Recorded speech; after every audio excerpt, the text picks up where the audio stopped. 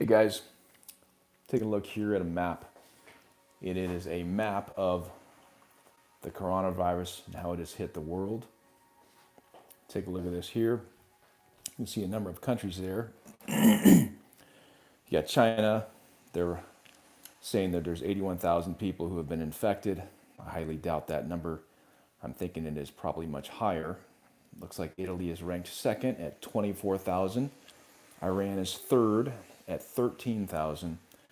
South Korea, 8,000, Spain, 7,000, etc. Germany, France, USA, they have us down at about 3,700. That's probably going to be higher or is higher. And it goes on down here. So if you take a look at some of the things going on here, and basically you have to go back to where it started. And I was trying to put together a little outline here just to try and figure this stuff out myself. And I took a look here, started the virus from day one. Started in the wet market or a lab in China. And so wet market, basically you've got people who are eating various types of animals who have not been cooked. You also have a number of animals that are stored or stacked in cages. And these animals can be dripping bloods, pus, things like that. They're stacked one on top of the other. That stuff drips down. It can infect another animal that might have a cut in it and what have you. That can cross-pollinate different viruses and bacteria, which obviously creates a very dangerous situation. People go on into the market. If they eat one of those animals, you basically have passed on a very bad virus from animal to human. The other possibility is that it was originated in a lab. Did it or did it not? There's a lot of conspiracies going on regarding that. I don't know. I think it's a little suspicious how this thing started. And I think what's even more interesting is that as you look at the mortality rate, at least the reported mortality rate of the virus, right now it is not much higher than the regular flu. It's very similar. But the fact that it's causing the havoc that it's causing causes me to pause and go, wait, what's going on? Why is that happening? And so there's a couple of reasons why that might be happening that is outside of the fact that it is a virus and it is deadly for a small percentage of the population right now. So basically, there's a lot of misinformation early on and paranoia. It was coming out of China because basically you've got the Chinese communist government, which are very dishonest with their people. And I know people who are spent time in China, they go and travel back and forth, and they've shared with me before as well, they do not trust the Chinese government. So basically, they're going to say, hey, look, we only have, 80,000 who have been affected by this virus, but it might actually be as many as 500,000. And so they've got a billion people there, and they've got a much more challenging situation than we have in terms of managing the population group. So a lot of misinformation was coming out of communist China, which created paranoia. Their own people couldn't trust them. And then furthermore, when the news got out to Westerners, we couldn't quite trust the data as well too. So that created paranoia early on. Then you have the movement of the virus. It basically went from China, it looks like almost immediately to Iran, which is a little bit odd when you think about it because Iran geographically is much further away than China. But basically, I'm suspecting there was some type of cooperation between Iranian officials and the Chinese communist officials, and that's probably has something to do with there being an anti-American agenda between Iran and China. And so very interesting to see the number of Iranian officials. At one point, they had the most government officials of any country test positive for the disease. So I found that to be quite interesting and something to take note of. It also went on to South Korea, a number of other Asian nations, which would make sense geographically speaking. And of course, then eventually went on to Italy. Not sure how that happened, maybe through international travel, etc. Italy's been hit really hard, and people have been wondering why. It is a Western country. It is an advanced country. That creates more fear and worry. Of course, people in the media are not helping with that because they're just putting out the headlines, somebody died and what have you. But there's a reason for that as well, too. And so it has a lot to do with the fact that they have an aging population. And so they have a lot of senior citizens. And so this virus in particular is attacking the the senior citizens. It is causing them to be under duress, under stress, much more than, of course, kids, teenagers, and younger, stronger adults. So that's why it's hitting Italy so hard. And so we can take a look at that a little bit later. But basically, as you move your way down here, you look at its arrival to the United States. Now we're finally receiving real data, and it's more trustworthy data. I'm not saying it's 100% trustworthy, but it's more trustworthy data here in the United States. And we're actually seeing that the mortality rate is fairly low. And we're talking about like 3% to 1%, could even be lower than that. Some estimates have shown in a study, and I think it was Taiwan, that actually it could be down as low as 0.6% in a industrialized nation if held under control. So the results are this. It's similar to the flu in the sense of the mortality rate. It's 1 to 3% or less. It has similar symptoms, for example, in terms of how strong it is. I mean, for some people who are strong, there's little or no symptoms. They can get through it. A number of people have probably had it, have beaten it, have not even reported it. There are others who it's hit a little harder. So you want to stay healthy, make certain that you're not, overstressing your body, getting enough rest at night, getting enough nutrition. If you do have a medical condition, you have to be extra careful in self-quarantine and so on. Or if you are elderly, you have to be careful in self-quarantine. But for those of us who are strong, I mean, you have to just keep in mind not to panic, because that's creating kind of almost a psychological virus. And so we do not want to have that going on, because that could potentially be worse than the initial virus itself. And then you also have the fact that it's avoided by washing hands, etc., like similar flu viruses. It enters in through the nose, the mouth, the eyes, through cuts, things like that. So you got to be careful with those types of things. If we're more diligent with that, and we're better off in the long run anyway. It also can attack the lungs. Okay, so like a lot of flu viruses can. People die from the flu every year, and they're dying from the regular flu now. And so because it can attack the lungs, you do have to be careful. But if you're diligent, you should be able to avoid it, at least the majority of us. Starts off with a dry cough, sore throat, often diarrhea, possible eventual pneumonia. And that's, again, what they have to be careful of, is letting the lungs get hit by this. How is it different than the regular flu? Well, it's not affecting kids as much, as I mentioned earlier. It's more so using kids as carriers. And so they're carrying the virus, and that's why we're canceling schools, we're canceling sports leagues, and what have you.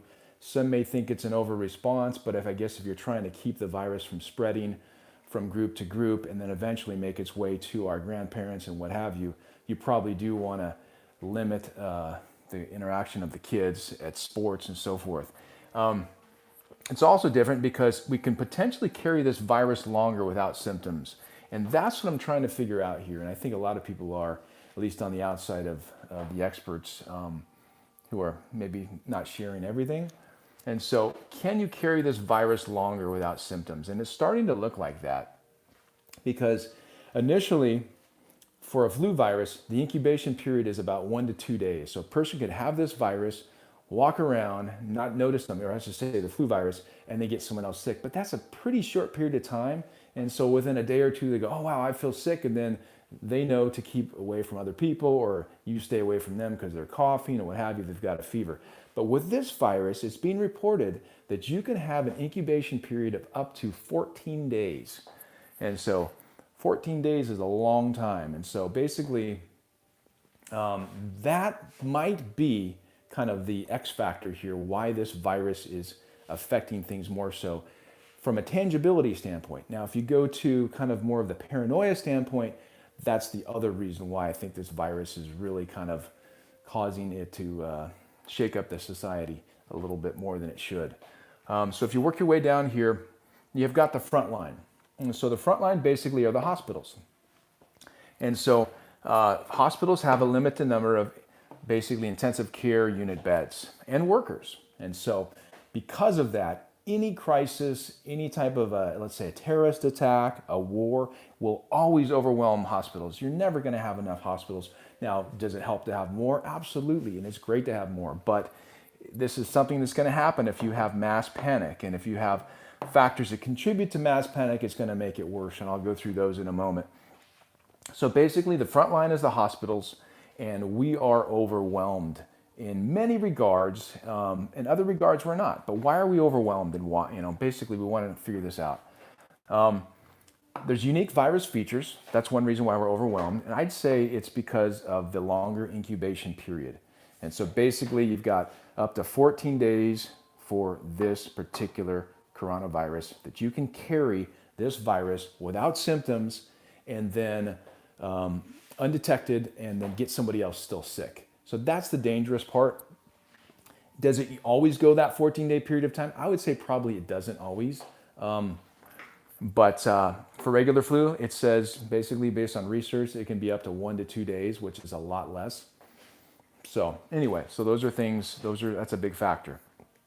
The contagious ones basically can have no symptoms for a while. What else makes this thing different? I don't know, but right now it's looking like the biggest difference is the incubation period.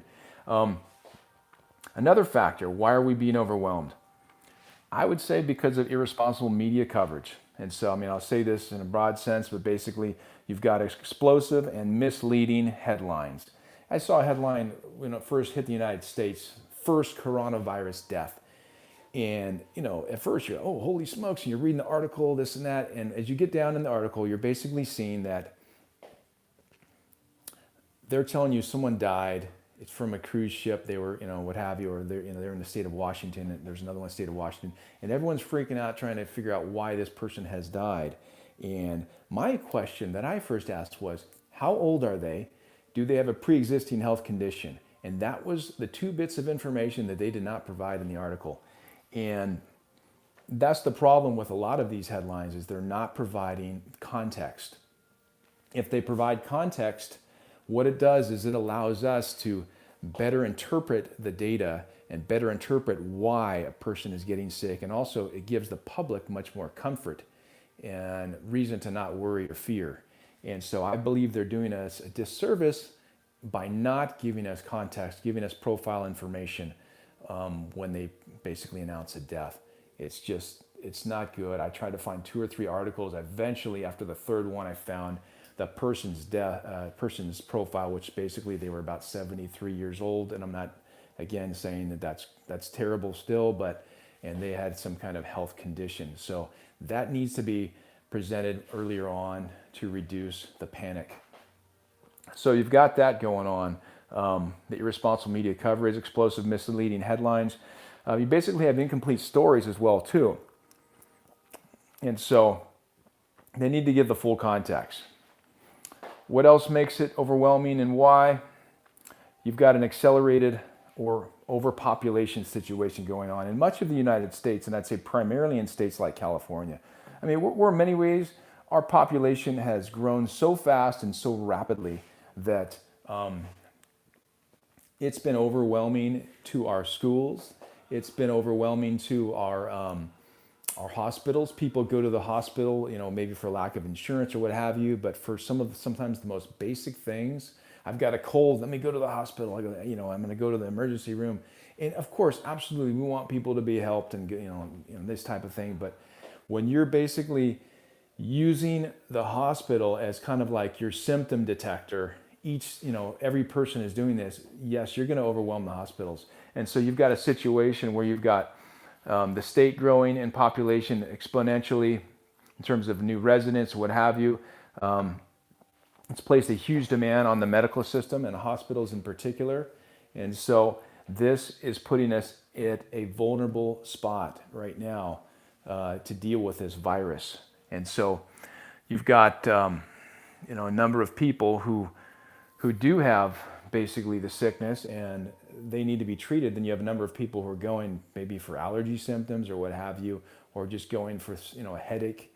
And you just can't do that because that's going to overwhelm our medical system and our hospitals. You also have the mass hysteria factor. And so basically mass hysteria is frivolous or false requests for hospital visits because people are freaking out. And I started to allude to that a little bit. We need to become more self-sufficient and it's overusing the hospital system and hospital visits. And so there's a number of genuine requests for hospital visits, such as people who have diabetic conditions, people who have emergencies, accidents, things like that. Those need to be dealt with, obviously, and the hospital's dealing with those. But then when people go, hey, look, I've got, I just don't quite feel right. My balance is off, and I this and that, and they're going in, and it's just really, really taxing our hospitals, and it's putting us under a lot of stress, and them under a lot of stress. So it's causing them to be overwhelmed. So just heard today they announced that Gavin Newsom said that we cannot have anybody visit hospitals unless it's a life or death situation. Okay, they've basically canceled surgeries unless they are life or death surgeries. This is very profound. So this tells me a lot of people are going to the hospitals, and are those people all coronavirus patients, or are some of them frivolous situations where they really don't need to be going to the hospital or the emergency room? And I would say that yes, a large percentage, probably due to the irresponsible coverage of this and the panic. A large number of them do not need to be there using up our important services for true coronavirus patients, and also those patients who have other conditions or who have been in car accidents, what have you. So basically, we can control a couple of these factors. One of the factors we can control is basically the irresponsible media coverage of this. And so, and how do we control that? I mean, we can't control what they say or what they do, but we can control how we respond to it. So we need to find media sources that we trust. We need to basically ask questions like why, what, how did this happen? And if they, let's say, present a case where somebody's has the virus or they've passed away, you should ask how old were they? Did they have any health concerns before that? And just kind of go from there, and before you just jump right into their stress-inducing headlines and what have you. We also can control the hysteria, how we respond to it. And so again, we don't need to be running to the doctor every time there's a problem going on. We basically need to be more self-sufficient. And I know some of us do have pre-existing health conditions out here. And so if you do, definitely want you to be taking care of that. But for those of us who can be self-sufficient, just don't do things too risky. I mean, don't drive too fast right now. Be safe. Tell the same thing to your kids, and put yourself and your kids less at risk, so we can let our hospital systems deal with this on the front line, because they are truly on the front line. And so we can set up a routine, stick to that routine for our kids and our family. We can adjust it as needed. We need to exercise strict sanitation. And so washing the hands before and after all major activities that's in the public. Practice social distancing, which is super, super important. Give yourself 3 to 6 feet between others and yourself in public. We should pray daily. Always should do that. Maybe this is one of the reasons why this is going on. Maybe we need to actually stop looking at ourselves and start looking up. And so probably is a good reason for us to do that. And so that's something we all need to do. We need to stay informed. At the same time, we need to also ignore false alarmist information. We need to encourage, and we need to love other people. Encourage them, build them up. Show love to your neighbors in your neighborhood, the people that you see. Encourage them, give them a smile, give them a verbal pat on the back, pick them up. Keep pressing on. I'm anxious to see and interested to see how this turns out. God willing, after about 2 months, we will be a better nation. We will be a stronger nation, or I should say a nation that's on the mend. But right now, we are like a stroke victim that has been hit hard, and we are being tended to by some very smart people and some experts in the area of medicine and finance. And God willing, if we come together, if we work together, God willing, we will get through this, and we will be stronger, and we will pass this on to our kids and our grandkids in the future and tell them how we made it through this. We aren't through it yet. We need to press on in unity, and we will do the best we can. God bless.